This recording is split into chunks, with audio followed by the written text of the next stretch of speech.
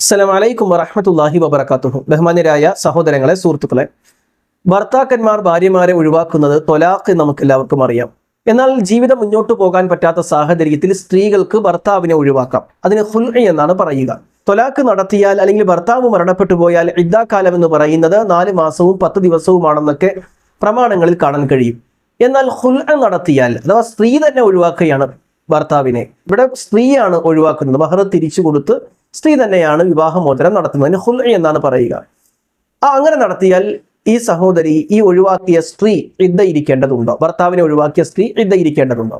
ഇതുമായി ബന്ധപ്പെട്ട് നമുക്ക് കാണാൻ കഴിയുന്നത്, ഒരു ആർത്തവകാലം അഥവാ 1 മാസക്കാലം, ഒരു ആർത്തവ സൈക്കിൾ, 1 മാസക്കാലം അവൾ ഇദ്ദ അനുഷ്ഠിക്കേണ്ടതുണ്ട്. കാരണം ഗർഭിണിയല്ല എന്ന് ഉറപ്പുവരുത്താൻ വേണ്ടി 1 മാസത്തെ മാസമുറയുടെ കാലഘട്ടം എന്താണോ അത് കണക്കാക്കി ഇദ്ദ ഇരിക്കണമെന്നാണ്. എന്താണ് ഇതിന്റെ തെളിവ് എന്ന് ചോദിച്ചു കഴിഞ്ഞാൽ, ഇമാം തിർമിദി ഉദ്ധരിക്കുന്ന ഹദീസിൽ കാണാം, റുബൈഅ ബിൻത് മുഅവ്വദ് അവർ തന്റെ ഭർത്താവിനെ ഒഴിവാക്കി.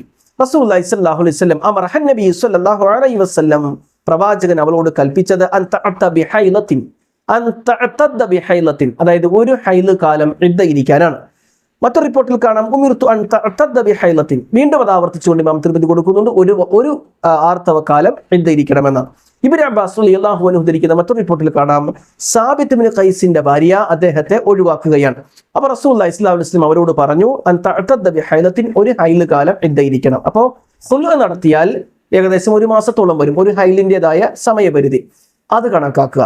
ഇതാണ് അവരുടെ ഇദ്ദാകാലം എന്ന് പറയുന്നത്. അതിനുശേഷം മറ്റൊരു വിവാഹത്തിലേക്ക് കടക്കാവുന്നതാണ്. ഇതാണ് ഖുൽഇന്റെ ഇദ്ദയുമായി ബന്ധപ്പെട്ട് മനസ്സിലാക്കേണ്ടത്. അല്ലാഹു അനുഗ്രഹിക്കട്ടെ. അസ്സലാമു അലൈക്കും വറഹ്മത്തുള്ളാഹി വബറകാതുഹു.